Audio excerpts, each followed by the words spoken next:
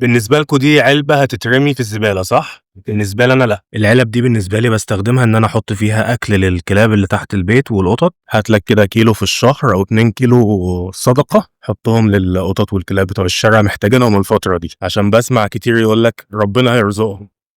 هيرزقهم منين يعني؟ هيجي له وظيفة يروح ربنا يرزقه في الوظيفة